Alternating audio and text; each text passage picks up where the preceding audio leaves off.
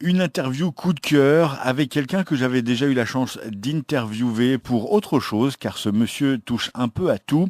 Il s'agit de Guillaume. Bonjour Guillaume. Bonjour Xavier, merci de me réinterviewer une seconde fois sur mes projets. Mais je trouvais ça assez normal parce que vous êtes un personnage que j'invite à découvrir à travers plusieurs choses. L'écriture. J'ai eu la chance de lire cet ouvrage, Le Chevalier à la canne à pêche. C'est un pur régal et c'est du pur plaisir. On en avait déjà parlé. Mais vous ne faites pas que ça. Vous touchez à tout et vous touchez notamment à la vidéo. On avait également évoqué le sujet dans cette première interview avec cette web série Dungeon Legacy. Pourquoi on en reparle? Eh bien tout simplement parce que j'aime cette série, j'aime ce que vous faites et qu'elle a le mérite de gagner plein de prix partout où elle est proposée dans les festivals et que pour le coup, il y a des gens qui demandent une deuxième saison. Ça va être chose faite avec un financement participatif justement pour proposer encore plus d'épisodes, c'est cela? C'est exactement ça. En fait, comme tu l'as dit, et puis je te remercie pour tous les compliments en passant, comme tu l'as dit juste avant, la première saison, elle a eu un assez beau succès d'estime de la part des professionnels de l'audiovisuel sur pas mal de festivals.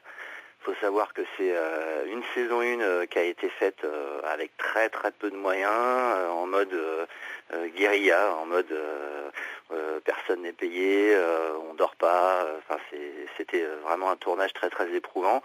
Et on a réussi quand même à faire cette saison, à faire qu'elle plaise aussi, qu'elle touche une audience qui est assez élevée quand même pour de la web série. La plupart des web séries au mieux plafonne, enfin je parle de celles qui naissent maintenant, à un petit millier d'abonnés. Nous on a réussi à en avoir 5500 au fur et à mesure, et puis on a ces prix là sur plein de festivals à travers le monde qui nous ont surpris, qui nous ont fait très plaisir. Et de toute façon il y avait l'envie dès le départ pour nous de ne pas se contenter d'une seule saison. J'ai vraiment envie, moi en tant qu'auteur principal de la série, de faire qu'on fasse une histoire très très longue et qui se développe aussi sur d'autres médias, mais on s'en en reparlera. Voilà. Et donc oui, donc on lance un financement participatif là depuis 2 semaines.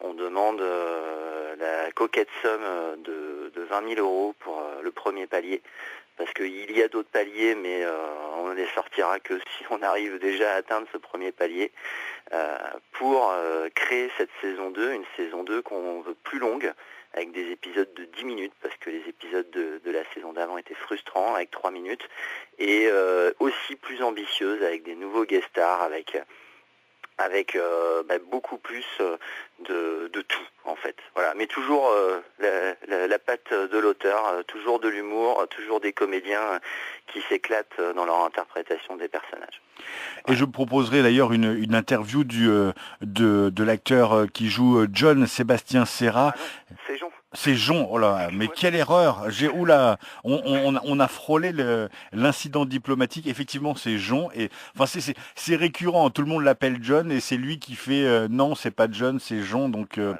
c'est le voilà. running gag de la saison 1.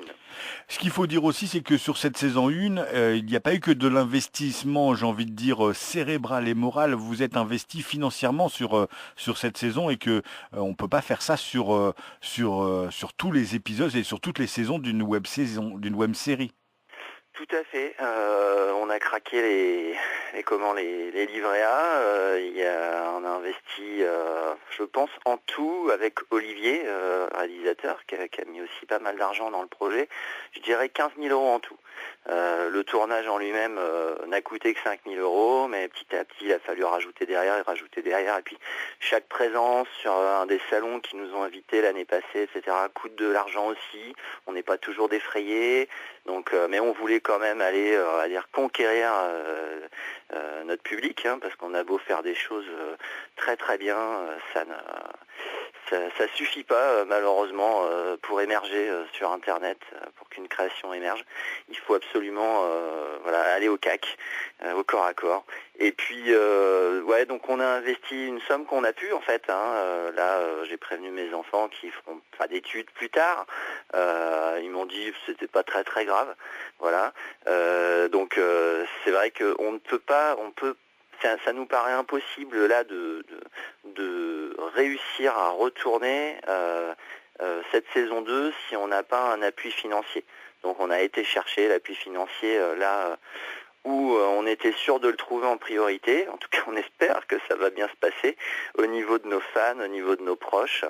Pour l'instant, ça se passe très très bien. La collecte a démarré, on a déjà récolté 25%.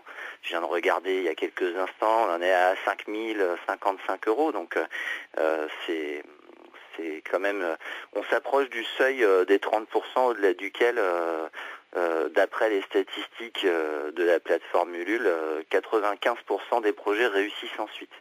Donc on est très très optimiste. Alors c'est vrai qu'avant, on a quand même pris le temps, il y a eu toute une phase de pause entre la diffusion de la saison 1 et puis le lancement de ce crowdfunding, une pause qui a duré 5-6 mois je dirais, pendant lesquels on a démarché. On a essayé de contacter des soutiens financiers, des sociétés de production pour qu'elles nous accompagnent, parce que c'est fait sans producteur, c'est nous qui faisons la production.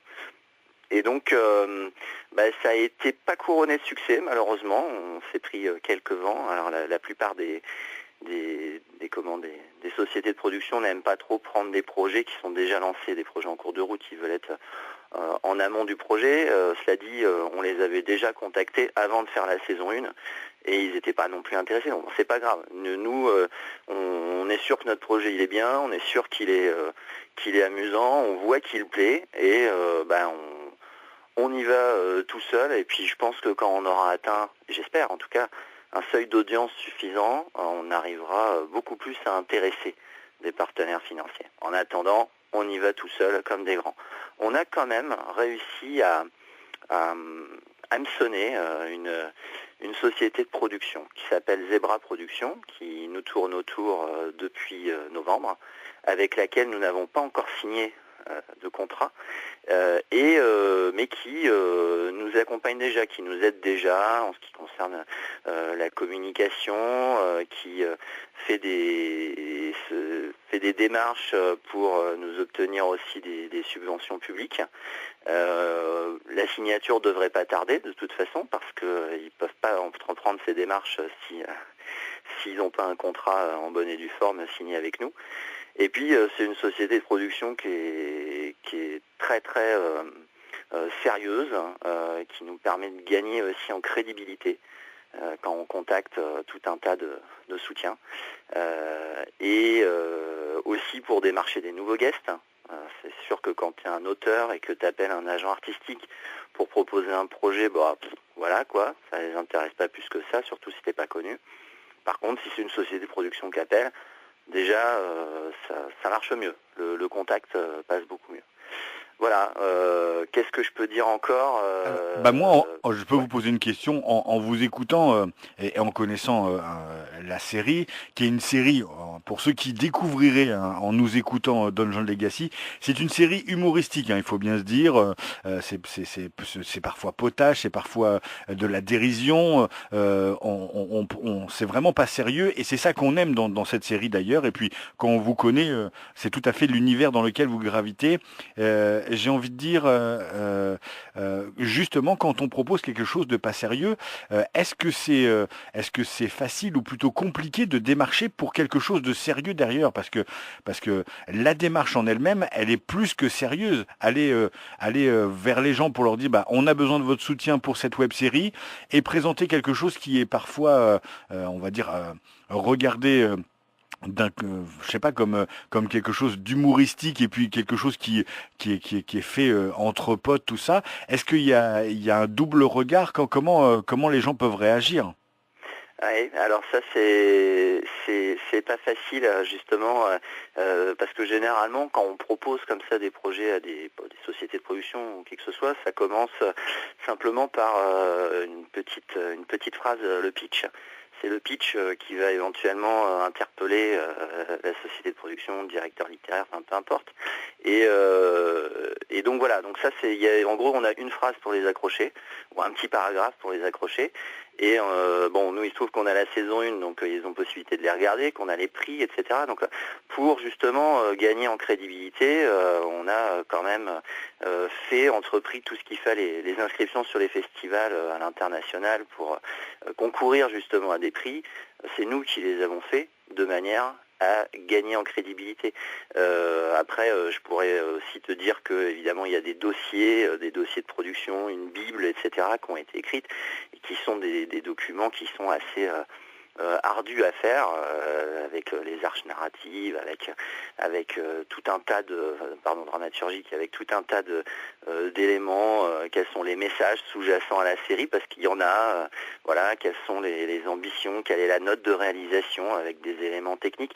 En fait, c'est quelque chose, même comme tu le dis, si c'est un projet qui est assez funky, quand tu regardes ça, en fait, il y a un boulot, j'ai envie de dire intellectuel derrière, qui est assez important, et puis même maîtriser aussi à l'écriture certains rouages de l'humour, ça demande quand même une analyse assez pointue. Les comédiens ne sont pas non plus des amateurs, ce sont des semi-professionnels, et la plupart d'entre eux font du théâtre d'improvisation, des courts-métrages ou des choses comme ça depuis parfois 10 ans. Donc on est, même si on est dans une démarche copains, etc. On est aussi, pas tous d'ailleurs, certains ne se connaissaient pas, on a fait des castings, etc. On est aussi avec une équipe qui est assez pro. Surtout, notamment pour la partie technique, où là, ce sont des pros de l'audiovisuel, ce sont des gens qui bossent, qui en ont fait leur métier. Olivier Viel, le réalisateur, est un professionnel de l'audiovisuel, même si sa première expérience en tant que réalisateur, il a fait pendant des années un peu tous les postes. Et il a amené un réseau de techniciens qui travaillent surtout, ils font tout un tas de choses, nos techniciens. C'est assez hallucinant. On a choisi de ne pas mettre ça en avant trop pour l'instant, mais ils sont sur des longs métrages, ils bossent avec des gros youtubeurs, enfin ils font énormément de choses, énormément de choses. C'est ce que je voulais vous entendre dire, c'est-à-dire que si on tombe sur la série, qu'on la regarde, c'est drôle, c'est amusant, il y a tout pour une web série, mais les gens, il faut qu'ils se rendent compte que derrière il y a un vrai travail. On fait pas une web série qui remporte autant de prix et qui a une crédibilité sans avoir un minimum de travail derrière. Et pour en avoir discuté avec vous au cours d'un salon ou au téléphone ou par mail, je savais qu'il y avait ce travail, et puis on l'entendra aussi avec Sébastien Serra qui effectivement est acteur et qui fait de l'improvisation, et c'est du vrai travail derrière. Alors on va resituer un peu peut-être cette série avec Jon, à qui il arrive plein de mésaventures. Il y a des cochons d'Inde tueurs, enfin l'histoire en gros, est-ce que vous pouvez nous la résumer en quelques mots? En une ligne, c'est l'histoire de Jon, un homme gentil qui va être obligé de devenir le méchant maître d'un maléfique donjon souterrain. Sauf qu'il est gentil, et donc il galère, puisqu'il veut faire de mal à personne. Voilà. C'est là que va se situer une bonne partie des processus humoristiques, parce que ceux qui l'entourent, eux, n'ont pas du tout ces appréhensions. Eux, ce sont on va dire des petits méchants en devenir pour des raisons différentes, sans forcément beaucoup de moralité comme lui, et ça va créer tout un tas de situations humoristiques. Voilà. Donc là pour la saison, je peux quand même filer des petites infos sur la saison 2. Hop. Pour la saison 2, dans la saison 1, Jon découvrait son héritage, découvrait qu'il était qui devenait maître d'un maléfique donjon, et puis subissait son premier assaut entre guillemets d'un pillard, et était obligé de défendre le cœur du donjon avec lequel il est lié par une relation symbiotique. Il ne voulait tuer personne, malheureusement, ça s'est mal terminé. Voilà. Et puis pour la saison 2, il va y avoir une menace qui va planer tout au long de cette saison 2, qui va se rapprocher, qui est la venue d'un paladin très puissant, qui a senti l'éveil des forces maléfiques de ce donjon. et qui, eux, ils vont essayer de se préparer à sa venue, mais ils vont sous-performer. Ils vont avoir aussi pas mal de visiteurs. Et ça va être de pire en pire, ou de mieux en mieux, vous verrez. J'en rigole déjà, je suis obligé de baisser le micro parce que je suis en train d'imaginer tellement de choses. Et puis quand on connaît un peu le côté jeu de rôle, on sait ce que peut être un paladin quand il est exploité et qu'on veut en faire un personnage, enfin je veux dire, qu'on veut tirer les traits d'un côté ou d'un autre. C'est-à-dire qu'on peut tomber excusez-moi de l'expression, sur un vrai connard en fait. Oui, tout à fait. Ce sont généralement des bons fanatiques dans l'heroic fantasy, les paladins. Après, je l'exploite pas tant que ça. Enfin, vous verrez ça plutôt en fin de saison, mais enfin, quoi qu'il arrive, ça va plus ressembler à quand même, chaque épisode va essayer d'être un petit peu homogène, où là, la saison 1 était très feuilletonnante, très sérielle. L'histoire se prolongeait bien d'un épisode à l'autre. Là, ça va être un peu différent. Chaque épisode va être un petit peu indépendant, mais il va quand même y avoir ce fil conducteur sur l'intégralité de la saison. Et puis des choses qui se construisent,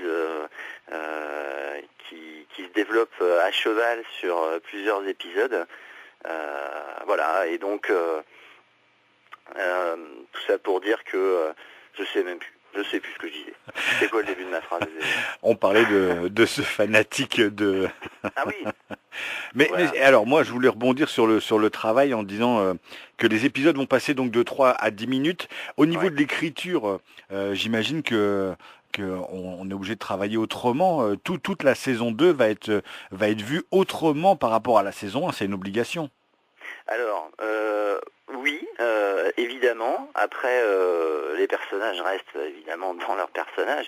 Il y a très très peu de modifications. Éventuellement, il y a de l'exacerbation parce que dans l'interprétation que m'ont fait les comédiens de ces personnages, maintenant que je commence à voir leur jeu, etc., j'ai tendance à nourrir leur jeu à l'écriture et à tomber dans des choses où je sais que ça va être très drôlatique parce qu'ils ont des mimiques, des choses que j'ai envie de revoir.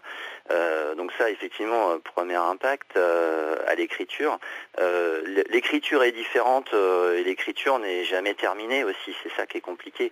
C'est-à-dire qu'au fur et à mesure des opportunités qui se présentent, je retouche, je réaménage, etc. Je fais une place à tel ou tel guest, tel ou tel invité. Et puis même encore quand on est le jour J où on est en train de tourner, on va se rendre compte que il y a des choses qu'on voulait faire qu'on ne peut pas faire de cette manière, donc on remodifie, on improvise. Il y a des choses qui sonnent mal, parfois aussi, alors qu'on pensait qu'elles sonneraient bien, donc on discute avec les comédiens, on essaie de remodifier, etc., en direct. Donc le processus d'écriture est interminable. Il prend vraiment énormément de temps. Mais bon, là, cette saison 2, de toute façon, elle est écrite. En tout cas, sa première mouture, on va dire. Et puis, et moi, je la trouve vachement drôle. Donc déjà, bon, quand je me marre, quand j'écris quelque chose et que je me marre à plusieurs reprises, c'est très très bon signe. Voilà. Tu parlais du Chevalier à la canne à pêche, ce roman qui, je sais, t'a beaucoup plu. C'est vrai que j'ai beaucoup rigolé en écrivant et donc j'étais pas surpris de voir que les gens aussi qui le lisaient s'étaient beaucoup amusés. On peut aussi rappeler que sur la saison 1, il y a eu quand même Marcus et Monsieur Fall. Dans les milieux ludistes, on connaît ces personnes. L'un, Marcus, est spécialiste du jeu vidéo et un peu plus parce que c'est un joueur avant tout. Monsieur Fall, c'est le co-créateur et présentateur, animateur du site tricktrack.net. Et il va y avoir encore de nouveaux guests sur la saison 2. Il y en a quelques-uns qui sont déjà annoncés sur la page Ulule du projet. Ouais, tout à fait. Ouais. Donc on a Lucien Men qui va venir. Lucien Men, c'est un acteur-auteur chez Golden Moustache. Alors tous, par contre, je vais quand même préciser, tous ceux que je vais annoncer là, ils sont super partants pour participer au projet. Après, il y a des histoires de date, de calendrier. Donc, on précise bien dans le Ulule sous réserve de disponibilité. Mais ils ont tous donné leur accord. au rôle que je leur ai proposé. On a aussi Frédéric Zolfanelli qui interprète Sparadra dans la web-série Noob que tout le monde connaît, je suppose, qui est un acteur qui, de mon point de vue, est bourré de talent. Pas forcément pour son personnage dans la web-série Noob, mais par contre pour l'avoir vu dans d'autres productions. Voilà, donc j'avais très très envie de l'inviter. Et puis il y a aussi le youtubeur Antox Colaboy, qui a été un de nos premiers soutiens au final sur internet, en parlant de notre web série. Je l'avais rencontré à la Japan Expo Paris, je lui avais présenté le projet, ça avait beaucoup plu. Donc il nous a fait un petit peu de pub qui nous a beaucoup aidé, nous a permis de nous envoler un petit peu en nombre d'abonnés. On leur remercie énormément et donc je lui ai proposé, je lui ai dit écoute, si ça t'intéresse, n'hésite pas à venir faire un saut dans le casting, ça peut être sympa comme expérience. Il a dit qu'il était ok, avec plaisir. Je crois qu'il m'a dit un truc du style écoute gros, je vais te dire ok, voilà, un truc comme ça, c'est marrant. Et puis donc voilà, et donc à chaque fois je tricote un rôle un petit peu sur mesure avec ces personnages. Alors je vais pas trop en dire non plus. Non, je vais pas en dire du tout d'ailleurs, parce que ça serait un peu trop de spoiler. Mais sinon, ce que je peux rajouter quand même, c'est que on fait aussi revenir Marcus et Monsieur Fall sur de vrais rôles cette fois-ci, parce que dans la première saison, on leur avait fait interpréter des voix off, hein. On trouvait ça marrant. Et puis là, on leur propose des vrais rôles. Et c'était même des rôles récurrents. Mais Marcus, pour des raisons de disponibilité, ne peut pas. Donc Marcus aura simplement un rôle, une belle apparition quand même. Un beau petit rôle bien sympathique. Mais ça ne sera pas un rôle récurrent. Même si je lui avais tricoté un rôle sur mesure, c'est pas grave. Et puis Monsieur Fall, lui, va effectivement venir en fin de saison sur un rôle qui deviendra récurrent. Voilà. Donc ça va être, je pense, des beaux moments de tournage, parce qu'on se marre bien avec ces personnages qui sont des personnalités extrêmement positives, bienveillantes, qui essaient de nous aider depuis le début de notre projet, qui s'acharnent même à nous aider, c'est super sympa de leur part. Et donc voilà, j'espère que tout ça va bien se goupiller au niveau des dates. On a bon espoir, on est censé tourner cet été, entre le 15 juillet et le 31 août. Et puis, mais il y a encore tellement d'obstacles à franchir pour réussir ce tournage que rien n'est garanti. L'audiovisuel, c'est très compliqué. Ouais, on va donner envie aux gens de venir aider Donjon Legacy en disant que comme chaque projet qui tourne sur une plateforme de financement participative, il y a des paliers à débloquer, il y a des cadeaux pour ceux qui participent, parce que autant remercier les gens qui croient au projet, et c'est le cas aussi de Donjon Legacy. On ne coupe pas au fait qu'on peut avoir des fichiers, des clés USB, des petits présents qui sont offerts avec la participation. Voilà, on a essayé d'apporter la petite griffe humoristique de la série sur ces différentes contributions. Alors, il y a les trucs classiques quand même, DVD, Blu-ray, clés USB. Alors, les clés USB, c'est des espèces de petits squelettes noirs, tout mignons, qui sont dans notre atmosphère dark fantasy un peu gothique. On a aussi et surtout la contrepartie qui marche le mieux, c'est celle de la peluche du Technome. Alors le Technome, c'est on n'en a pas parlé, c'est notre petite mascotte, c'est une marionnette vulgaire, ordurière, qui est assez drôlatique, voilà, qui est assez exutoire comme personnage, parce qu'elle balance des bordées de jurons absolument infâmes, et elle fait un petit fuck dans chaque générique, elle fait un doigt pendant le générique. Voilà, c'est notre mascotte, on va en faire des peluches. Et ça, les gens, une peluche qui fait un doigt, ça leur fait très plaisir. Donc voilà. Qu'est-ce qu'on a d'autre encore? Une peluche qui peut traîner à l'arrière de la voiture, quoi.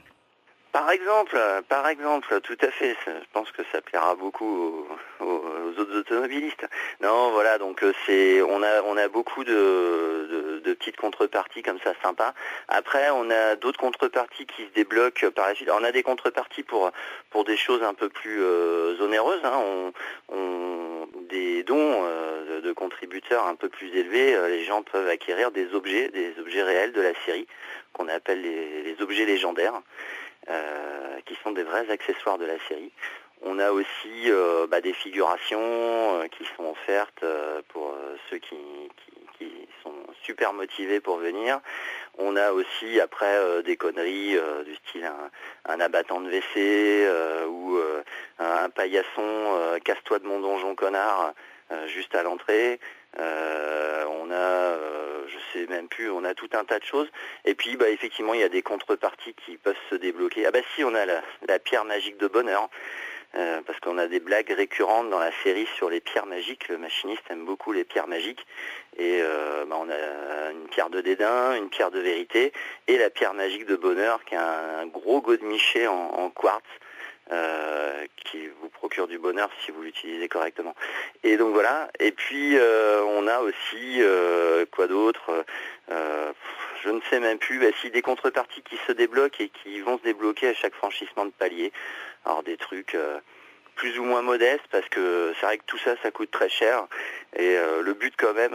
On se dit que les gens qui contribuent à notre crowdfunding, c'est avant tout parce qu'ils ont envie de voir la saison 2.